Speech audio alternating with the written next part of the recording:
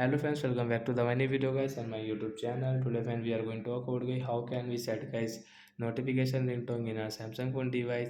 Friends, we want to set guys your phone notification ringtone. So friends, how can you set it? Today friends I will show you, I will tell you in this video guys. So before starting video friends, first of all go and subscribe the channel, click the bell icon, like the video. So friends, now let's see how can we set phone notification ringtone.